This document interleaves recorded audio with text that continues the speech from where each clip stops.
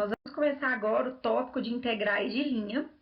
Está no capítulo 16 do livro texto, mas encontra fácil também no YouTube, na internet, como material de apoio, ok? Imagine o seguinte problema. A gente tem uma parede no formato de um semicírculo. Semicírculo, né, galera? Vocês sabem o que é? Só a metade do círculo. O θ vai de 0 a π. E sua altura, a altura dessa parede é delimitada por uma cúpula.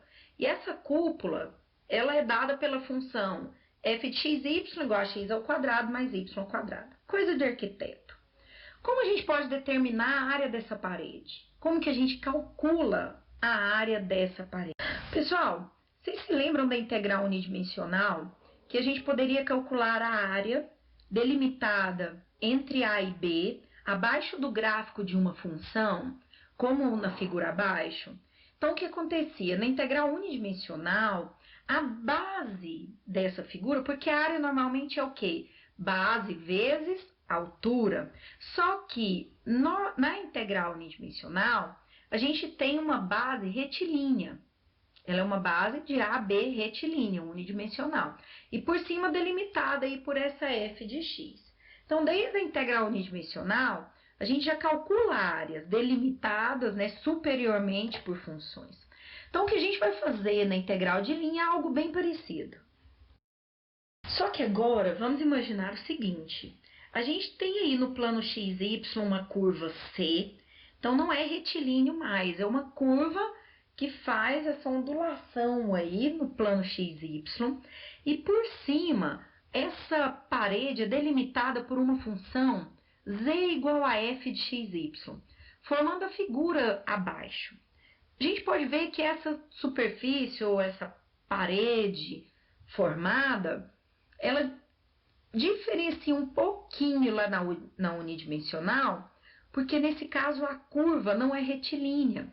Então, a integral de linha, pessoal, é justamente isso. A integral de linha é uma fórmula que calcularia a área dessa figura, mas não fica restrita a cálculo de área, ok? A integral de linha pode dar valor negativo, positivo, num geral, tá? Então, o que acontece? A gente particiona a curva de baixo e faz base vezes altura. Só que o tamanhozinho da curva de baixo a gente calcula com comprimento de arco. Então, uma fórmula, né, se vocês lembrarem da geometria analítica, é o módulo do vetor tangente. Então, a integral de linha vai ser isso, vai ser o cálculo do resultado da base da curva vezes a altura, que seria a função f de xy. Então, essa integral aí, f de xy, ds é a integral de linha da função f em cima da curva C.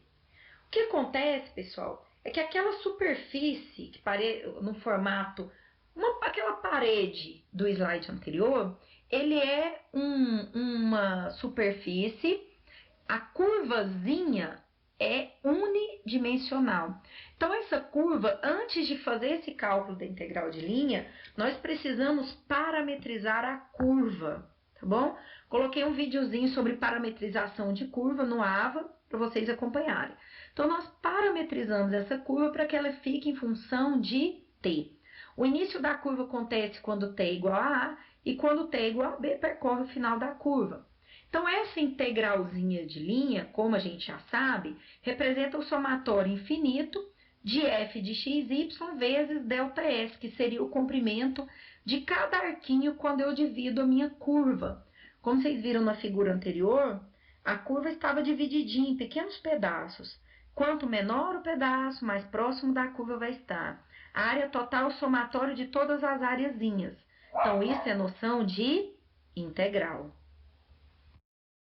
Então, né, essa integral, como ela é muito semelhante ao somatório de rima, a gente vai calcular usando integral unidimensional. Comprimento de arco, pessoal, o que acontece? Lá na geometria analítica, quando você tem uma curva, o vetor que mais se aproxima dessa curva é o vetor tangente.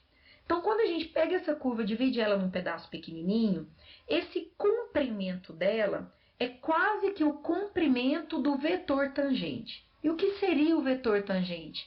Eu tenho uma curva que, parametrizada, fica x de t e y de t. Então, eu derivo a função de x, derivo o x em relação a t, derivo o y em relação a t. E calculo o módulo do vetor tangente, que é dado por essa forma.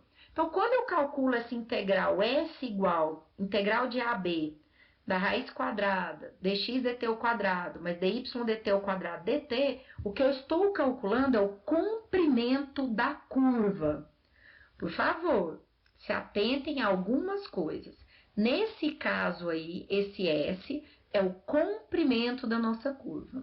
Naquele slide passado, se a função de fx e y for positiva, a integral de linha calcularia a área delimitada pela curva abaixo da função.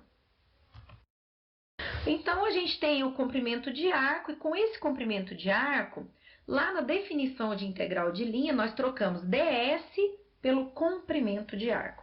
Então, o que é necessário fazer?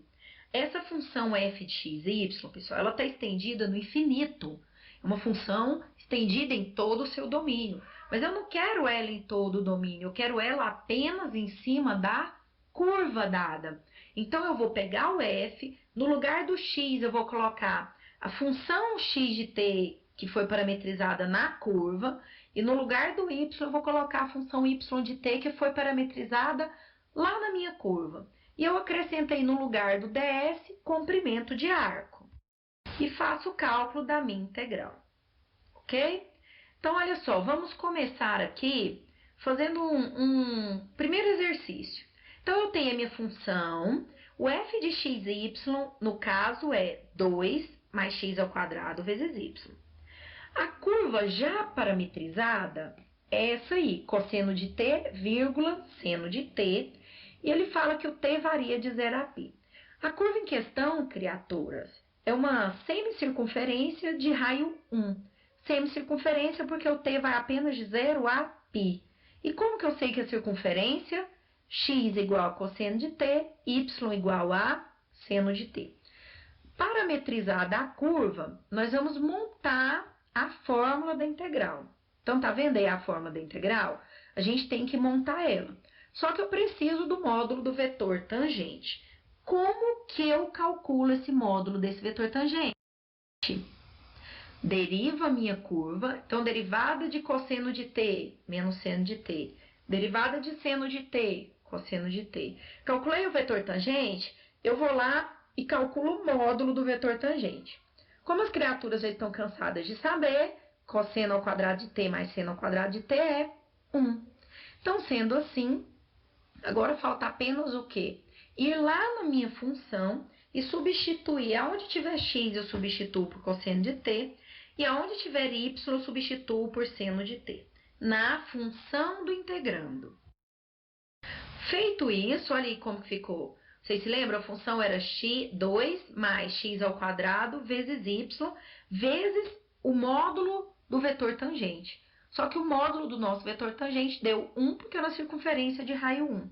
O t variando de 0 a π, porque foi a limitação que o exercício deu. Então, basta calcular essa integral. A parte do cosseno ao quadrado de t vezes seno de t foi calculada usando o método de substituição.